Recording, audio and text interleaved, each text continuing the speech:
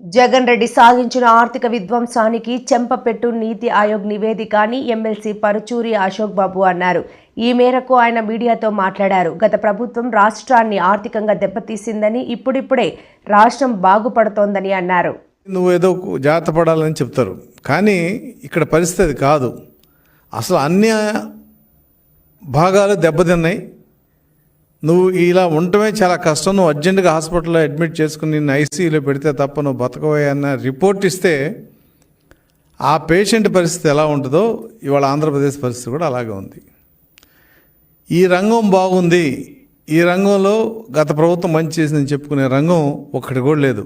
ఇంకా దౌర్భాగ్యం ఏంటంటే గతంలో 3-4 స్థానాల్లో ఉండే ఆంధ్రప్రదేశ్ని ఇవాళ 17వ స్థానానికి తీసుకొచ్చాం.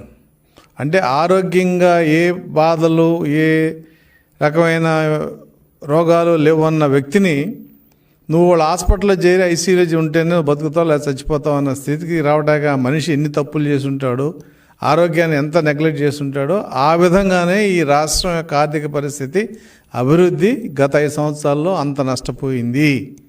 ప్రజలకు అర్థం కావాలంటే ఇంతకంటే మంచి ఉదాహరణ ఉంటుందని నేను అనుకోవట్లా. అయితే రెవెన్యూ రాష్ట్రానికి వచ్చే ఆదాయం పెరిగింది.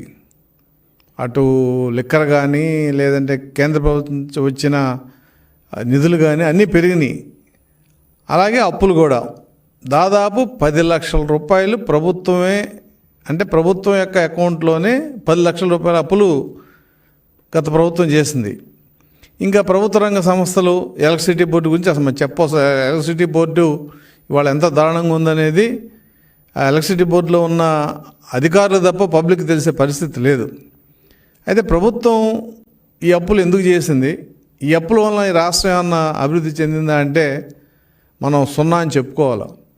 ఇంకొక విచారపడే విషయం ఏంటంటే ఇవాళ రాష్ట్ర ప్రభుత్వానికి అప్పులు చేసే స్థితి, అంటే కెపాసిటీ ఏంటి అంటే 0. బహుశా గతంలో ఎప్పుడో బీహార్కో ఎవరికో వచ్చిందని చెప్పేవాళ్ళు. అదే స్టాటిస్టిక్స్ అయితే మన దగ్గర ఇప్పుడు రెడీగా లేవు.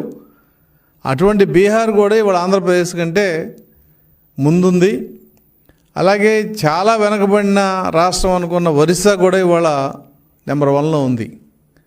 దీనికి కారణం ఏంటంటే అక్కడ ముఖ్యమంత్రులు కానీ లేదంటే అక్కడ పరిపాలించిన పార్టీలు కానీ రాష్ట్ర అభివృద్ధిని దృష్టిలో పెట్టుకు చేశారు తప్ప ఈ ఏదో స్వల్పకాలిక వీటిల్లో కానీ అవినీతికి కానీ దూరంగా ఉన్న పరిస్థితి.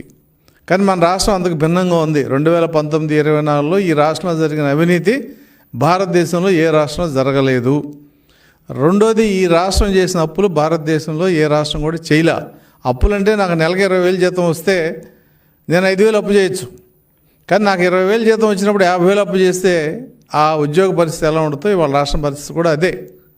సంఖ్యాపరంగా మనకంటే ఎక్కువ అప్పులు చేసిన రాష్ట్రాలు ఉన్నాయి, మహారాష్ట్ర కానీ కర్ణాటక కానీ లేదా తమిళనాడు. కానీ వాటి ఆదాయం కూడా అలాగే ఉంది.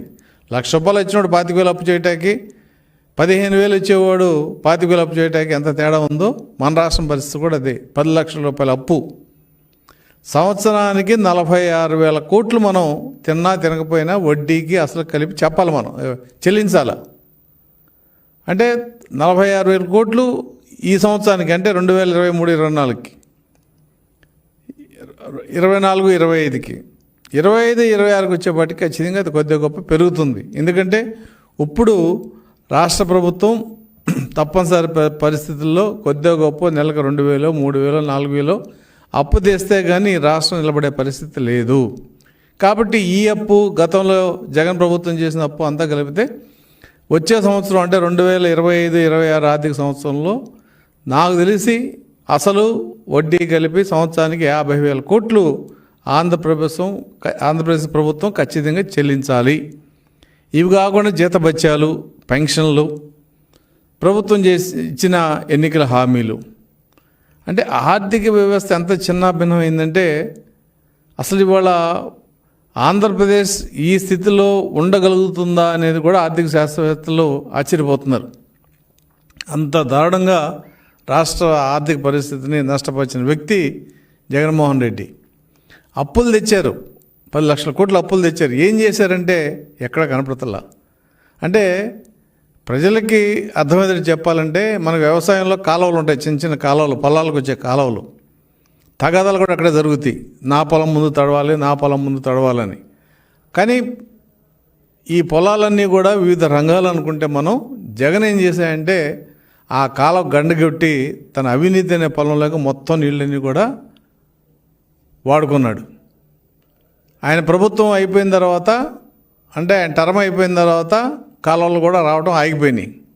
ఇవాళ ఆ గండి పూడ్చినంత మాత్రం నీళ్ళు రావు, ఎందుకంటే పైన కాలువలు లేవు. నీళ్ళన్నీ ఆయన అవినీతికి సరిపోయింది. అది వ్యవసాయ పరంగా ఎలా ఉంటే మనకు అర్థమవుతుందో ఇవాళ రాష్ట్ర పరిస్థితి కూడా అంతే. ఈయన తెచ్చిన అప్పులన్నీ కూడా అవినీతిగా సరిపోయినాయి. అవసరం లేని ఖర్చులు, స్కూళ్ళకి నాడు నేడు పేరుతో రంగులు, అందుట్లో అవినీతి. పేదలకి 25 లక్షల ఇల్లు కట్టిస్తా అని చెప్పి సెంటు భూమి ఇల్లు తీసుకొని ఆ పొలాలు తీసుకోవడంలో కూడా వాళ్ళ ఎమ్మెల్యేలందరూ కూడా అవినీతి వాటంగా పొలాల రేట్లు పెంచి దాదాపు మాకున్న ప్రాథమిక అంచనా ప్రకారం 7 నుంచి 8 వేల కోట్ల అవినీతి భూసేకరణలో జరిగింది. తర్వాత వాటిని లేఅవుట్లు వేయటానికి, మట్టి పోయటానికి జరిగిన అవినీతి అసలు లెక్కే లేదు. కొన్ని చోట్ల పొయ్యకుండానే బిల్స్ తీసుకున్నారు. అంటే అసలు అవినీతికి అంతం ఇదిగో ఇది ఇంత ఉందని మనకు తెలిస్తే